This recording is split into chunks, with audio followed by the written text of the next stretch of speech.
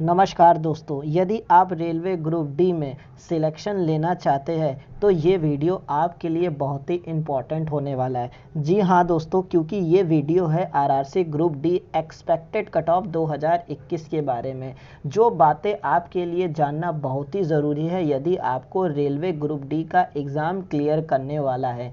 तो क्या वो बातें हैं, तो वीडियो को अंत देखिएगा, क्योंकि मैं आपके लिए बहुत ही अच्छा एक एनालिसिस लेके आया हूँ जो आपके लिए बहुत ही इम्पोर्टेंट हो सकता है। ठीक है, क्योंकि अब जो है ये आर पार की लड़ाई हो गई है, तो आपको ये सोचना समझना पड़ेगा कि क्या करना है, कैसे करना है। ठीक है फ्रेंड्स, तो शुरू करते हैं। दोस्तों, ये जो मौका है आपके लिए बहुत ही अच्छा मौका और एक तरह से गोल्डन अपॉर्चुनिटी है। ठीक है, ऐसा मौका फिर शायद आपको दोबारा नहीं देखने को मिलेगा। आरआरसी ग्रुप डी का एग्ज़ाम फिर कब होगा, नहीं होगा। हालांकि जो वैकेंसी निकाली गई है तो एग्ज़ाम तो सरकार को कराना ही पड़ेगा। एक ना एक दिन आपका एग्ज़ाम हो जाएगा। ठीक है, लेकिन आप किस चीज़ का इंतज़ार कर रहे हैं? रेलवे तो अपना एग्ज़ाम कोरोना के बाद करवा ही लेगा। क्या आप उस हिसाब से तैयार है कि आप 1,03,769 वैकेंसी में सिलेक्शन ले पाए? ठीक है, ये आपके लिए बहुत ही इम्पॉर्टेंट है कि आपको सिलेक्शन कैसे लेना है।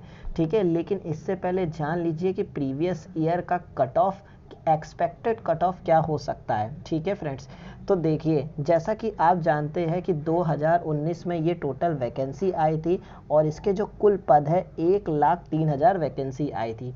और इस बार जो टोटल लोगों ने फॉर्म भरा है वो 1,15,67,248 लोगों ने फॉर्म भरा है। ये मैं नहीं कह रहा हूँ, ये ऑफिशियल है, जो आपका जो है रेलवे भर्ती बोर्ड ने खुद जो है नोटिस जारी किया था उसमें बताया है। अब हम ये जान लेते हैं कि इस बार रेलवे ग्रुप डी में कंपटीशन क्या है। तो एक सीट पे कंपटीशन, यदि हम कुल पद को इस आवेदन से डिवाइड करेंगे तो 112 लोगों का, यानी एक सीट पर 112 लोगों का कुल कंपटीशन है। ये बात आप ध्यान रखिएगा। ठीक है, अभी मैं समझाऊंगा ये कंपटीशन क्यों कम है, तो ये भी आप देखते रहना। ठीक है, तो इससे पहले हम लोग ये देख लेते हैं कि आरआरबी ग्रुप डी का जो ये एग्ज़ाम हुआ था पिछले वर्ष का। ठीक है, पिछले वर्ष का भी देखना जरूरी है, क्योंकि बिना पिछले वर्ष का जाने हम इस साल का कंपैरिजन नहीं कर सकते।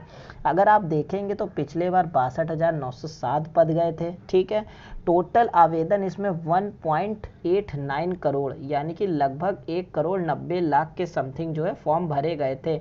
बट सबसे इम्पॉर्टेंट बात, ठीक है, इसमें जो कंपटीशन था 302 बच्चों का एक सीट पे कंपटीशन था। तो आपने देख लिया ना कि कितना कंपटीशन कम रह गया। अगर आप इधर देखेंगे 112 और 302, अगर इसके बारे में हम बात करेंगे तो कंपटीशन आपका जो 0.1 बनता है कि 2.7 टाइम्स आपका कम हो गया। ठीक है, यानी कि इतना कम आप सोच भी नहीं सकते। ठीक है, सोचिए पिछले बार 1,90,00,000 बच्चे और इस बार जो है 302 सीटों पे लोगों ने फॉर्म सीट लड़ाई कर रहे थे, और इस बार तो सोच लीजिए कि आपका जो है एक सीट पे सिर्फ 112 ही लोग हैं। तो कंपटीशन ऑलरेडी बहुत ही कम हो गया। ठीक है, दूसरा पॉइंट हम लोग देखेंगे नॉर्मलाइजेशन मार्क्स पे। जैसा कि आप जानते हैं कि पिछले बार जब एग्ज़ाम हुआ था किसी के तो 15 नंबर बढ़ गए थे, किसी के तो 40 नंबर तक भी बढ़े हैं, और कुछ कुछ तो ऐसा हुआ तो किसी का तो 100 नंबर भी बढ़ गया। बहुत अलग अलग चीज़ें उसमें दिखाई जा रही थी। ठीक है, लेकिन अगर हम सीधा एक एवरेज मार्क्स लेके चले नॉर्मलाइजेशन में तो 15 से 20 नंबर पिछले बार बढ़ रहे हैं। ठीक है, लेकिन इस बार नॉर्मलाइजेशन का फॉर्मूला चेंज हुआ है। इस बार शायद उतने मार्क्स ना बढ़े, लेकिन अगर डिफ़िकल्ट शिफ्ट हुई फिर भी आपका मार्क्स बढ़ेंगे ही बढ़ेंगे। ठीक है, कितने बढ़ेंगे? बहुत ज़्यादा 20 मार्क्स तक बढ़ सकते हैं यदि बहुत हार्ड शिफ्ट है। ठीक है, तो हार्ड शिफ्ट वालों को तो फ़ायदा ही होने वाला है। ठीक है, अब पॉइंट 3 देखेंगे। ये जो पॉइंट 3 है ये इस वीडियो की जान है, समझ लीजिए। सबसे इम्पॉर्टेंट चीज़ ये देखने वाली है पॉइंट 3 में, कि अगर आप देखेंगे कि 2017 में जो ये भर्ती आई थी एएलपी और टेक्नीशियन की, 64,000 लोग जो है इसमें सिलेक्टेड हो चुके हैं लगभग।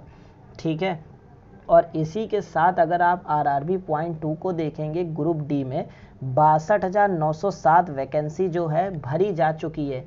हम ये कहते हैं कि पूरी तरह से नहीं भरी है, लेकिन हाँ पूरी तरह से भर जाएगी। 90% ये वैकेंसी पूरी फिल कर दी गई, बाकी को पैनल में नाम आ गया और ज्वाइनिंग लेटर पहुंच रहे हैं। आरआरबी जेई की वैकेंसी भर ली गई है। पैरामेडिकल जो भी एग्ज़ाम चल रहा था इससे पहले, उसकी भी वैकेंसी भरी जाएगी पूरी तरह से, ठीक है। और साथ ही साथ आरपीएफ की भी वैकेंसी थी। अब ये बताइए, ये इतनी सारी वैकेंसी है, यदि अगर आपका, ठीक है, सिलेक्शन होता है, अगर आप एग्ज़ाम देते हैं, तो सोच लीजिए ये वो बच्चे हैं जिनका स्टैंडर्ड पढ़ाई में काफ़ी अच्छा है। अगर ये लोग कंपटीशन से बाहर हो गए तो समझ लीजिए कि पढ़ने वाले जो बच्चे हैं वो भीड़ निकल गई है, ठीक है। ना पढ़ने वाले बच्चे तो बहुत है, लेकिन जो एग्ज़ाम क्रैक करने वाले लोग हैं, ये वही लोग हैं जो एग्ज़ाम क्रैक करते। अब एक आप हमको सिंपल सी बात बताइए, अगर इन लोगों का सिलेक्शन जैसे मान लीजिए इसमें हो जाता है, एएलपी में हो गया किसी का, जिन्होंने ग्रुप डी का भी फॉर्म भर के रखा है अभी, ठीक है, मान लीजिए, क्योंकि ग्रुप डी का फॉर्म तो 2019 में आया था ना, है कि नहीं, 2019 में आया था, और भर्ती तो अभी भी 20 तक 21 तक चली रही। तो बहुत लोगों ने ग्रुप डी का फॉर्म भरा था, जिनका सिलेक्शन हो गया वो तो एग्ज़ाम देंगे नहीं। इसी के साथ आरआरबी ग्रुप डी के बाद एएलपी का भी ऐसे ही हुआ, ग्रुप डी का भी ऐसा हुआ, जिनका ग्रुप डी में सिलेक्शन हो गया वो तो फिर ग्रुप डी का एग्ज़ाम देंगे नहीं, कॉमन सेंस ही बात है।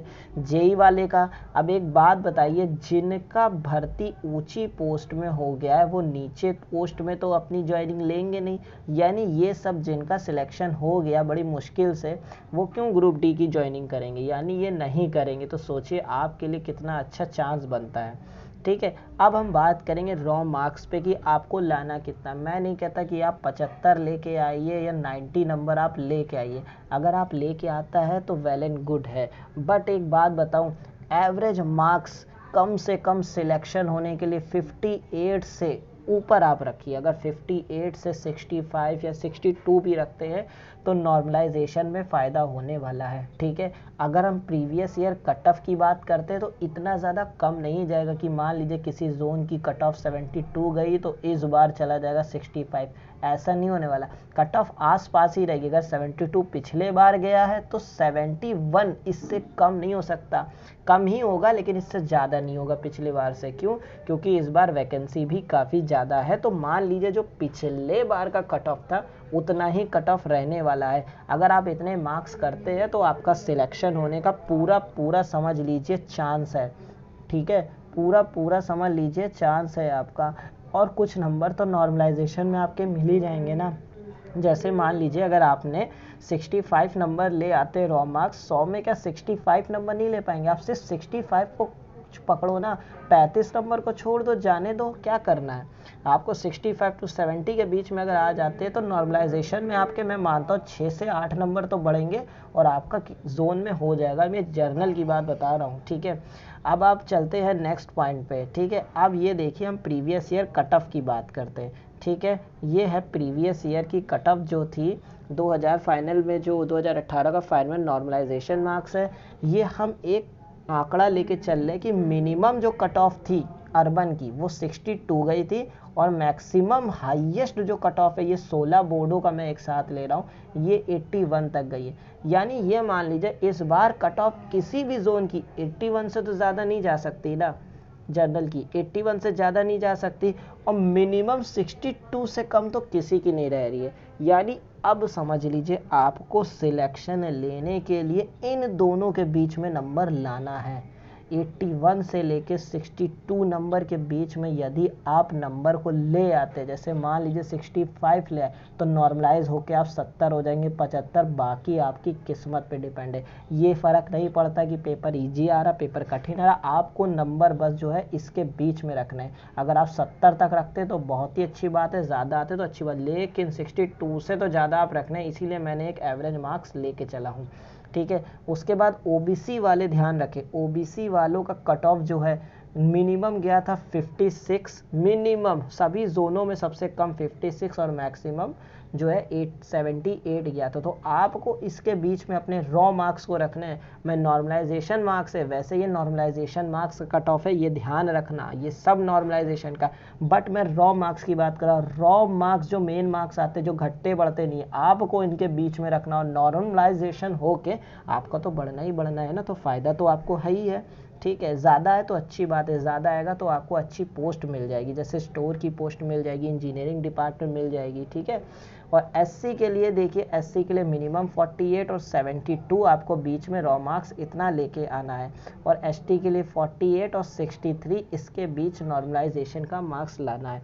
तो आपको एक अच्छा खासा आंकड़ा लग ही गया है कि आपको कितना स्कोर करना है, कैसे क्या करना है, क्योंकि अगर आप इतना मार्क्स नहीं करते हो तो आप क्वालिफाई नहीं हो पाओगे।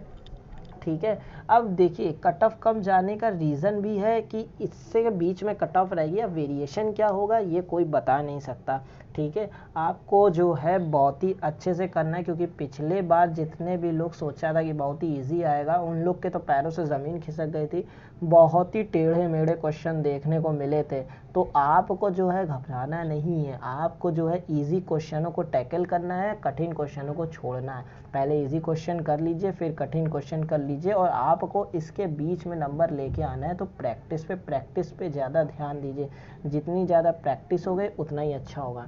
आई होप आपको ये वीडियो समझ में आया होगा, हमारा प्रयास अच्छा लगा होगा, मैंने थोड़ी सी कोशिश की होगी कि आपको थोड़ा सा मोटिवेट कर सकूं।